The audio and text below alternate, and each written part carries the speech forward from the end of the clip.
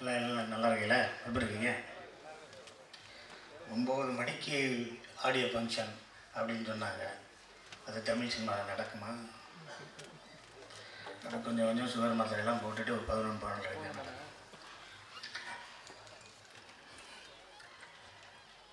இந்த மயிலாஞ்சி இந்த படத்தை பற்றி என்ன பேசுகிறது அப்படின்னு இங்கே மேடையில் இருக்கிற எல்லா பெரியவங்களுக்கும் என்னோடய வணக்கத்தை சொல்லிக்கிறேன். ஒவ்வொருத்தரையும் பற்றி பேசணும்னா நான் 5 வரி பேசுகிறேன், 10 வரி பேசுகிறேன், 15 வரி பேசுகிறேன், 20 வரி கூட பேசுகிறேன். ஆனால் அடுத்தவங்கெல்லாம் பேசணுங்கிறதுனால வணக்கத்தை சொல்லிட்டு மற்ற விஷயங்கள் பேசிடுவோம்.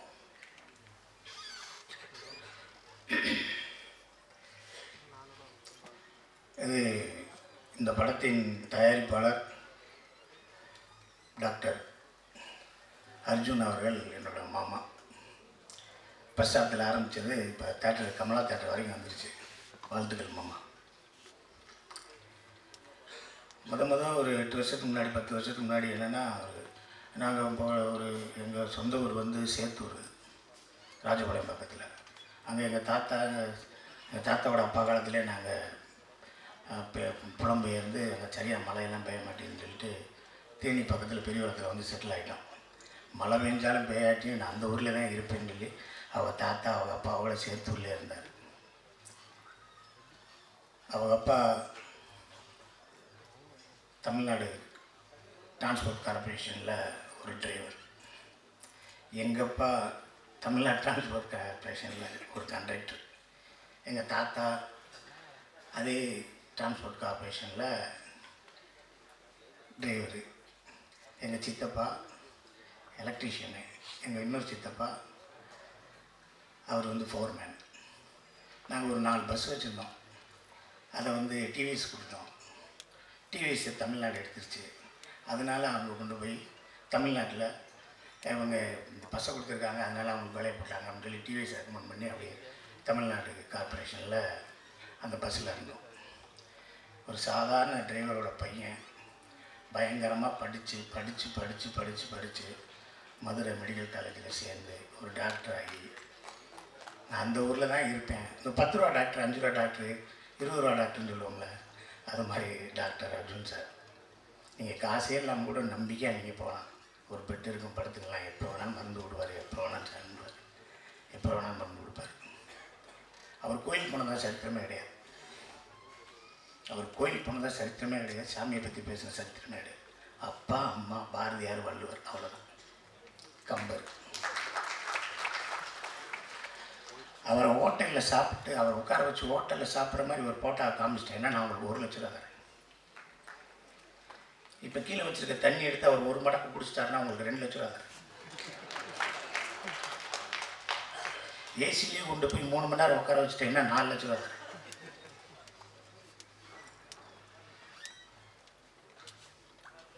எதுவுமே சரி, ஒரு சாதாரண மனிதன் மாதிரி ஒரு ஒரு ஒரு சாதாரண மனிதனே கிடையாது.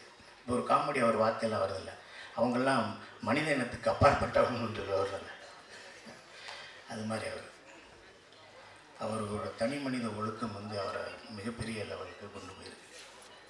இப்போ கூட நேற்று சென்னையிலேருந்து வந்திருக்காரு, இது சேத்தூர்லேருந்து வந்திருக்காரு. எனக்கு தெரிஞ்சு நேற்றே தயிர்ச்சோறு புளிச்சோறு கட்டி வந்துருவார்னு நினைக்கிறேன். எங்கேயுமே சாப்பிட்டுக்க மாட்டார், இனிமேலும் சாப்பிட மாட்டார். நீங்கள் ஏதாவது ஒரு அன்பாக ஏதாவது கொடுத்துருங்க, காய் வாங்கி வச்சுட்டு பின்னாடி வச்சுருவார், அதுக்கப்புறம் யார்கிட்ட கொடுத்துருவார். 8 வருஷத்துக்கு முன்னாடி 10 வருஷத்துக்கு முன்னாடி என்னை பார்க்குறாரு. நான் என் குலதெய்வம் கோயிலுக்கு போகிறேன். என்கிட்ட வந்து மாமா எனக்கு ஒரு படம் பண்ணுங்க அப்படின்னா. பண்ணிடுவோம் மாமா. எவ்வளோ செலவாகும் அப்படின்னா. இவ்வளோ ஆகும் அப்படின்னா. சரி மாமா பண்ணிடலாம் கையில். எங்கள் மாமா என்கிட்ட ஒரு கதை சொல்லுவார். மாமா இந்த கதை வந்து அப்படி இருக்கு மாமா, இப்படி இருக்குன்னு 4 வருஷமாக பேசுகிறோம். இல்லை மாப்பிள்ள, அது வந்து கண்ணை பார்க்குது, காதை பார்க்குது, மூக்கை பார்க்குது, காலை பார்க்குறான், அப்படியே பின்னாடி தான் பார்க்குறேன், ஆனால் மூஞ்சியை பார்க்கல மாப்பிள்ள. மாமா ரொம்ப குழப்பறீங்க மாமானே.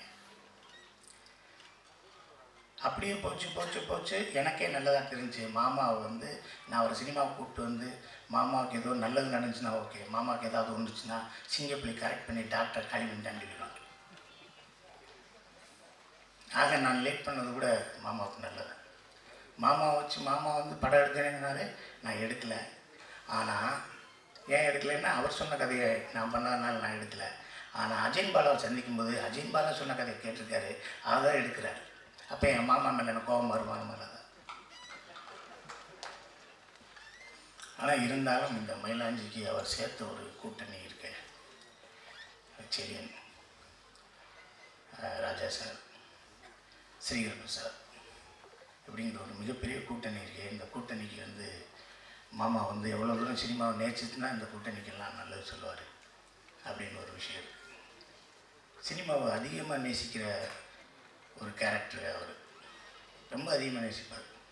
நான் அவரை பார்த்தேன்னா, மாமா மண்டவலிக்கு என்ன மருந்து கொடுக்குறைய, கை கால் வகுப்புக்கு என்ன செய்கிறது, தூக்க இல்லைன்னா என்ன செய்யலாம், தண்ணி அடிக்காமல் இருக்க என்ன செய்கிறது, அப்படி இப்படிலாம் நம்ம கேட்போம். ஆனால் அதுக்கு முன்னாடி மாப்பிள்ளை ஒரு படத்துக்கு எவ்வளோ லென்த் இருக்கும், இந்த சீனை எப்படி எடிட் பண்ணுறாங்க, இந்த சீனை எப்படி டப் பண்ணுறாங்க, இந்த விஷுவல்ஸ் எல்லாம் எப்படி பண்ணுறாங்க, இது எந்த கேமராவில் எடுக்கிறாங்க, என்ன ஏது அப்படிங்கிறத டெய்லி கேட்டுகிட்டே இருப்பார். எங்கள் வீட்டிலே சொல்லுவாங்க, எவ்வளோ நேரங்கள் 1 மணி நேரம் ஒரு ஆள் கூட பேசுவீங்க, யார் கூட பேசுவீங்க அப்படின்னா தயாரிப்பாளர் டாக்டர் அர்ஜுன் அவர்களோட தான் பேசுவோம். நைட் 10 மணிக்கு பேச அஞ்சு 11 மணி வரைக்கும் 12 மணி வரைக்கும் பேசுவோம், நிறையா பேசுவோம். மாமாவை எப்படியாவது சினிமாவில் இழுத்து விடணும் போது அப்படின்னு சொல்லிட்டு காதர் பச்சா முத்துராமலிங்கங்கிற படத்தில் ஒரு ஜட்ஜு கேரக்டர் முத்தியாட்டை சொல்லி, வாங்க மாமா அப்படின்னு, எப்போ மாப்பிள்ள வரணும்னா 5 மணிக்கு வாங்க மாமா காலையில், நீங்கள் அங்கேருந்து வரணும், கொஞ்சம் லேட் ஆகிடும் வாங்க, உங்களுக்கு தான் பைசா இருக்குன்னு 5:30 வந்தார். என்ன மாதிரி மதியானம் தான் எடுத்தாங்க,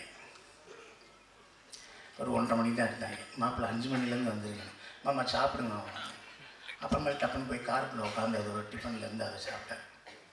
நீங்கள் சாப்பிட்றியா மாப்பிள்ளைன்னு மாமாவை கூப்பிட்டு போனேன். போனோன்னே அதில் தோசை ஊற்றிருந்தாங்க. தமிழ் சினிமாவில் இப்போ புதுசாக ஒன்று வந்துட்டுல, லைவாக தோசை ஊற்றுறது, லைவாக இட்லி ஊற்றுறது, லைவாக பூரியை போடுறது, சின்ன சின்ன தோசையாக போட்டாங்க. என்ன மாப்பிள்ள, என்ன மாமா சின்ன தோசையாக, சினிமாவில் ஒருத்தன் வளர்ந்துட்டான்னா அந்த எல்லா சாப்பாடுமே சிறுசாயிடும். பெரிய இட்லியை போட்டாங்கன்னா அவன் இன்னும் சின்ன டெக்னீஷியனாக இருக்கணும். ஏன்னா பெரிய இட்லியை பெரிய டெக்னீஷியன் கிடைக்க முடியாது. அதனால் சின்ன இட்லியை போய் சின்ன தோசையை போட்டால் நான் பெரிய ஆளு தான் சின்ன தோசையை போடுவேன். மனுஷன் பெருசாக சினிமாவில் பெருசாக ஏன்னா அவன் கேரியர் திறந்து பண்ணால் இட்லியிலே சின்ன இட்லியாக இருக்கும். ஏன்னா அவர் கடிக்க மாட்டார், ஏன்னா அவர் வேறு வேலை இருக்குது, வேறு என்ன வேலை இருக்குன்னு தெரியல.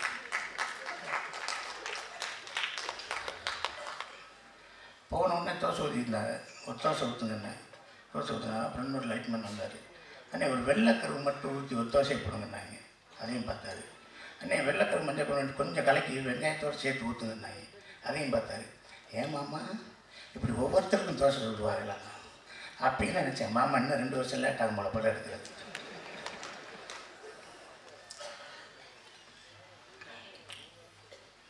அப்புறம் எங்கள் மாமா வந்து 2 மணி நேரம் பேசுவார். மீட்டிங்லாம் பேசினாலும் 2 மணி நேரம் பேசுவார்.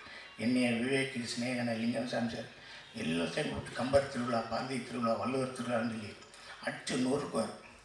ராஜபாளையம் சேர்த்து விருதுநகரிலே கல்லை கேட்டுப்பார். ஒரு 1.5 கிலோமீட்டருக்கு ஒட்டடிச்சு இழுத்து போவார். டங்கடா டக்கடா டக்கடா டக்கடா டங்கடா டக்கடா, மாமா வேர்க்குது மாமா, இருந்தாலும் பரவாயில்ல வாங்க மாப்பிள்ள அப்படின்னு சொல்லி இழுத்துட்டு போய் பெரிய மீட்டிங்கை போட்டு தாய் தந்தைகளை பேச வச்சு அதை வச்சு இதை வச்சு MP MLA எல்லாம் கூப்பிட்டு பெருசாக பண்ணிடுவார். ஆனால் எங்கள் மாமாட்ட ஆரியா பார்த்து இன்னும் ரெண்டு தடவை வாய்தாக்கு வரலன்னு வச்சுக்க, உன்னை எப்படி உள்ளே வைப்பேன், உன்னை எப்படி உள்ளே வச்சுருவேன் தெரியுமா அப்படின்னு சொல்லணும். மாமா திணறி வேர்த்து விறுவிறுத்து தனியாக போய் அழுது கதவை பூட்டி சிரிச்சு, மாப்பிள்ளை நான் இப்படியே கிளம்புறேன், பைபாஸில் இந்த பக்கம் போயிடுறேன், இல்லை சர்வீஸ் ரோட்டில் ஏறலன்னு சொல்லி அவரை சமாதானப்படுத்திப்பேன். இந்த படம் அவருக்கு வந்து எங்கள் செல்லியன் சார் சொன்ன மாதிரி அர்ஜுனன் பேர் 10 அர்ஜுனன் பேர் 10ங்கிற மாதிரி. மாமா எல்லா விஷயங்களுமே கஷ்டமான விஷயங்கள், எல்லாமே கஷ்டமான விஷயம், எதுவுமே ஈஸி இல்லையா உங்களுக்கு தெரியாதா? வந்தோடனே ஒரு ஆளுக்கு ஒரு ஊசி போட்டு எல்லாம் காமிச்சிங்க, கொஞ்சம் எரியா 4 நாள் எரியா, 2 ஊசியை கூடியா, பேசாமல் எரியா, கைட்டால் கட்டுப்படியா, ஒரு நாள் கஞ்சி குடியா, ஒரு நாள் பார்லி ஆசி குடியா அப்படின்னு சொல்லித்தானே நீங்கள் சௌகரியப்படுத்துனீங்க. அதே மாதிரி தான் மாமா, நீங்கள் வந்து கொடுதி கொடுது வறுமை கொடுது, இளமையில் வறுமை கொடுதுன்னு ஒன்று இருக்குல்ல, அது மாதிரி நீங்கள் முதல் படத்துலேயே இவ்வளோ சிரமப்பட்டிருந்தாலும் அதை உங்களை மிகப்பெரிய பக்குவப்படுத்தும். இந்த உட்காந்துருக்கிற கங்கைமன் சார் அவங்க படாத கஷ்டமாக இந்த என் சகோதரர் இருக்கார் மிஸ்கின் சார், அவர் கூட அது கஷ்டமா. அந்த ஐஏஎஸ் எல்லாம் அவர் எப்படி படித்தாருன்னே தெரியல. அவரை நீங்கள் எனக்கு அறிமுகப்படுத்தி வச்சு, அவரை கொரோனா காலத்தில் நான் படுத்தின பாடு உங்களுக்கு தெரியுமா? அவர் படுத்தின பாடு தெரியுமா உங்களுக்கு? எவனோன்னு ஒரு டிஜிபிட்ட என்னென்ன கேட்பான். நான் ஃபோன் பண்ணி கேட்டு, அர்ஜுனா சார் மறுபடியும் பேசுகிறேன் சிங்க அப்படின்னு, சொல்லுங்கள் என்ன செய்றீங்கண்ணே, அது கிடைக்குமான்னு ஷாக்காயிட்டார். சிங்கப்பிள்ளையா பேசுறது நானே தான். இது இந்த வாய்ஸை கூட ரெக்கார்ட் பண்ணி வீட்டுக்கு அனுப்புங்க, அவர் வாய்ஸான்னு செக் பண்ணிக்கணும். இன்னைக்கு சென்னையில் வேலை பார்க்க விடுங்க, காவல்துறையில் லாங் ஆர்டரில் இருக்கேன்னு. அவரை விடவே இல்லையே. என் நம்பரை பிளாக் பண்ணுற வரைக்கும் அவரை டிஸ்டர்ப் பண்ணி படித்து எடுத்து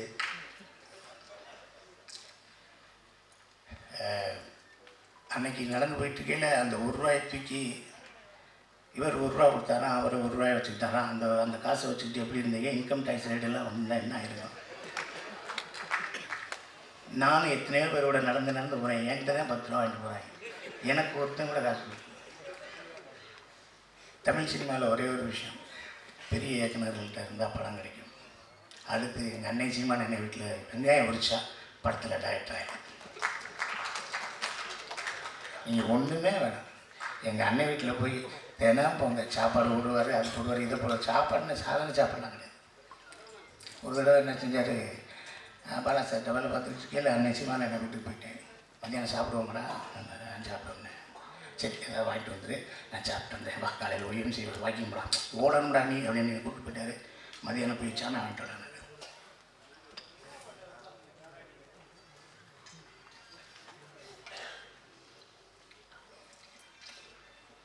நான் போய் கடைக்கு போய் ஒரு கிலோ அரிசி, ஒரு 2 ₹10 பாக்கெட்டு தயிர் பாக்கெட்டு, ஒரு 4 முட்டை, ஒரு 1/4 கிலோ வெங்காயம், ஒரு 200 சிக்கன் வாங்கிட்டு வந்து அன்றைக்கி சமைக்கலான்னு. ஏன்னா தம்பி நீ இப்படி லூஸ் பேலாக இருக்க, இப்போ 11 மணிக்கு வந்துடுவாங்கடா தம்பியெல்லாம், போடா முதல் நான் சொல்கிறத எழுதுறாங்க. ஒரு 60 முட்டை,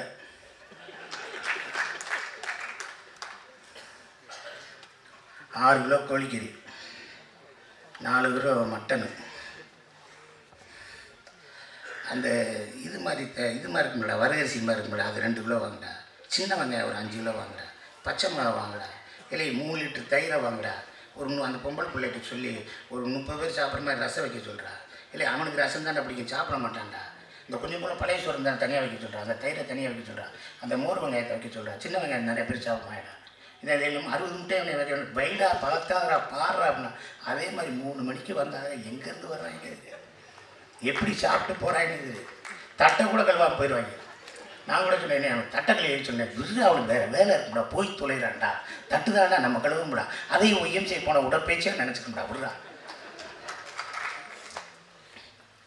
போனேன்னா நான் முத்துக்குமார்லேருந்து அத்தனை பாடலாசிரியர் வருவார், அத்தனை இயக்குனர் வருவார், அத்தனை ஒளிப்பதிவாக வருவார். நீங்கள் எங்கேயும் போய் ஒவ்வொருத்த வீட்டு கதவை தட்டி வாய்ப்பெல்லாம் கேட்கணும். அன்னை வீட்டில் உட்காந்துக்கிட்டே இருந்தாலே வாய்ப்பு வந்துடும். அந்த மாதிரி ஒருத்தர் எங்களுக்கு கிடச்சிது. நாங்கள் சென்னையிலே இருந்து போராடி வர்றதுக்கான ஒரு வாய்ப்பாக இருந்துச்சு. அண்ணனை பற்றி அண்ணனும் செல்லியனும் அப்படியே கோடம்பாக்கத்துலேருந்து அப்படியே நடந்தே போவாங்க. வாய்ப்பே வரலன்னு செல்லியன் சார் சொன்னாங்க, சொல்லிடலாமான்னு. செல்லியன் சார் சொல்லிடலாமா? ஐயோ ரொம்ப கஷ்டமாக இருக்குங்க. நம்ம ஒரு பெண்களாக பிறந்திருந்தா வாய்ப்பு கிடச்சி பெரிய ஆளாயிருக்குமோ, நடிகையாக இருக்கலாமோ அப்படின்னு எங்கள் அண்ணன் கேட்டிருக்காரு. அதுக்கு செல்லியன் இருக்கும் அப்படின்னா, அதுக்கு எங்கள் அண்ணன் சொல்லியிருக்காரு, நீங்கள்லாம் பெண்ணாக பிறந்தா செவப்பாக பிறந்துடுவ, நல்லா பிறந்துட்டேன் கருப்பாக பிறந்தது, அப்பயே எனக்கு பிரச்சனைடா அப்படின்னு. இதெல்லாம் மைலாஞ்சி ஷூட்டிங் அப்போ தனியாக நின்று பேசிக்கிட்டேன்னு நாங்களாம் சிரிச்சுக்கிட்டு இருப்போம். செகண்ட் ஷூட்டில் போகையில் என்ன சிரிக்கிறீங்கன்னு கேட்டுக்கிட்டே இருப்பாங்க. ஸோ அவர்களுக்கும் அவர்களுக்கான பந்தம். ஒரே அறையில் ஒரு நாள் 10 நாள் பேசலாம், 20 நாள் பேசலாம், 2 மாதம் பேசலாம், 3 மாதம் பேசலாம், 4 வருஷம் 5 வருஷம் 6 வருஷம் பேச முடியுமா? எங்கள் அண்ணன் சீமான் அண்ணன், Chezhiyan sir, director Bala sir, Arthur Wilson, Jeyamohan, Ramakrishnan, இப்படியே உட்காந்து பேசிக்கிட்டே இருப்போம். 100 படம் பார்த்து ஒரு நல்ல படம் எடுக்க முடியாது. ஒரு படத்தை 100 தடவை பார்க்கணும்டான்னு எங்கள் அண்ணன் தான் சொல்லுவார்.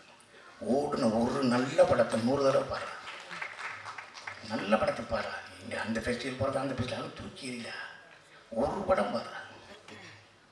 உலகத்தில் சத்யஜித், ஜேம்ஸ் காமரூன், அவன் இவெல்லாம் சொல்லாதடா. இந்த பக்கத்தில் உட்காந்துருக்காடா தம்பி பாலா பேரை சொல்கிறான், பாலுமேந்திர சார் பேரை சொல்கிறான், பீம்சின் பேரை சொல்கிறா, பாலநீலகண்டன் பேரை சொல்கிறா, இல்லை டைரக்டர்டா பெரிய டைரக்டர்டா எம்ஜிஆர் பேரை சொல்கிறா, அப்படி தான் சொல்கிறார். அது போட்டதுக்குரிய இத்தனை பேர் இருக்காங்க. கங்கையம்மன் சார் என் படத்தில், ரெண்டு படத்தில், அஜித் படத்தில் நடிக்க சொல்லி அவர்கிட்ட போய் கேட்டேன். அவர் நான் ஆஃபீஸ்க்கே வரேன்ப்பா அப்படின்னாரு. ஆஃபீஸ்க்கு வந்தேன், கதையெல்லாம் சொன்னேன். எப்படிப்பா நான் பண்ணிடுவேனா வச்சுருவேனா அப்படின்னாரு. நீங்கள் பண்ணாலும் பண்ணாட்டியும் உங்களை பண்ண வச்சுருவேன் சார்னு. அது ஏதோ டேட்டு பிரச்சனை, அதனால் பண்ண முடியாமல் போச்சு. எங்கள் அண்ணன் சாரி என் சகோதரன், என் மூத்தவர், மதிப்புக்குரிய போற்றுதலுக்குரிய மிஸ்கின் சார், நான் 12 மணிக்கு ஐ லவ் யூ சொல்கிற ஒரே ஆள் அவர் தான். கேட்பாரு என்ன சாப்பிட்ட அதை மட்டும் சொல்லும்பார். இல்லை நான் 12:30 மணிக்கு பேசுகிறீங்களே அதை அப்படிம்பார். என்றைக்காவது ஒரு இடத்துல போய் கற்றுக்கலாம் அப்படின்னு போகும்ல, அது மிஸ்கின் சார் இருக்கும். நான் சைக்கிளில் பண்ணேன். ஒரு சைக்கிளில் அந்த த்ரில்லர் கேரக்டரை வரட்டி போகையில் என்னை காரை விட்டு இறங்க போகையில் ஒரு சின்ன சீக்வன்ஸ் சைலண்ட்டாக இருக்கும். அப்போ தேட்டர் ஆடியன்ஸ் எல்லாம் கற்றுனாங்க, சிங்கப்புலி இறங்கிறாத உன்னை கொன்றுறான், சிங்கப்புலி இறங்கிறாத கொன்றுறான்னாங்க. நான் இறங்கினேன், அதே மாதிரி அந்த சீக்வன்ஸில் என்னை காலி பண்ணிடுவாங்க. அப்போ சொன்னாங்க தேட்டரில், இறங்காத கொன்றான்னு சொன்னேன், இறங்காத கொன்றான்னு சொன்னேன்னு சொன்னாங்க. அதே ஆளுக்கு தான் 2 வருஷம் கழிச்சு மகாராஜா படம் பார்த்தாங்க. படம் பார்த்துக்கிட்டு இருக்கையில் என்னை பற்றி தெரிஞ்சவனே இன்னமாடா நிற்கிற அவனை கொள்றான். அதே 100 ரூபா கொடுத்தேன்னா இங்கே 120 ரூபா கொடுத்து என்னை கொள்ள சொன்னேன். ஒரு பெட்டி நிறையா கோயம்புத்தூரில் இருக்க எல்லா மாலுக்கும் கூப்பிட்டு போகிறார். இந்த கேப் உனக்கு பிடிக்குதா, உனக்கு பிடிக்குதான்னு 10 கேப் வாங்குறாரு. அந்த கேப்பு மொத்தமே ஒரு 5000 ரூபா ஆயிடுச்சு. கோட் வாங்குறாரு, ஷர்ட் வாங்குறாரு, ஷூ வாங்குறாரு. இல்லை பேசாமல் உங்களை நான் அழகாக காட்ட போகிறேன்னாரு. அதில் வெற்றி பெற்றாரா சரியான எனக்கு தெரியல, நம்ம அழகாக இருந்தாச்சாங்க இருக்கும்.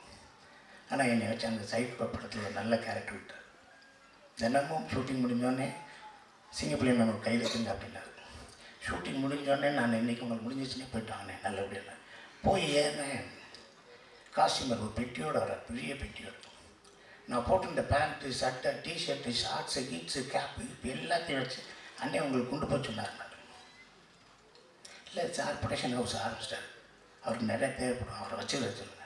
எனக்கு வேணாம், ஒரு அடையாளத்துக்கு 2 சட்டை எடுத்துருவேன். இல்லை சார் அவர்கிட்ட பேச முடியாது சார், காரில் ஏறி போயிட்டே இருங்க. இந்த ஒவ்வொரு நிகழ்வுகள் தான் நம்மளை சினிமாவில் இன்னமும் இருக்குச்சு. இந்த படத்தை எடுத்த தயாரிப்பாளர் அர்ஜுன் சார் அவர்களுக்கு, எங்கள் மாமா அவர்களுக்கும் எல்லாருக்கும் நாங்கள் நன்றியை சொல்லிக்கிறேன். லால்குடி இளையராஜா இந்த படத்தில், நாடு படத்தில் வேலை பார்த்தோம், இந்த படத்தில் வேலை பார்த்தோம். எனக்கு தெரிஞ்சு லால்குடி இளையராஜா வந்து நேர்மையின் மறுவுருவம். ஏதாவது ஒரு விஷயத்தை சொல்லி அந்த செட்டை போடுங்க, இந்த செட்டை போடுங்கன்னா இந்த செட்டுக்கு எவ்வளோ தான் ஆகும், நீங்களே வந்து செலவழிங்க, நீங்களே பார்த்துங்க, எனக்கு 5 விஷயம் தேவையில்லை அப்படின்னு சொல்லக்கூடிய ஒரு மிகப்பெரிய ஆள். எங்கள் அண்ணன் தனஞ்சய அண்ணன் ஆர்.வி. சார் அவர்களுக்கும், பேரரசு அவர்களுக்கும், எல்லாருக்கும், அம்மா அவர்களுக்கும்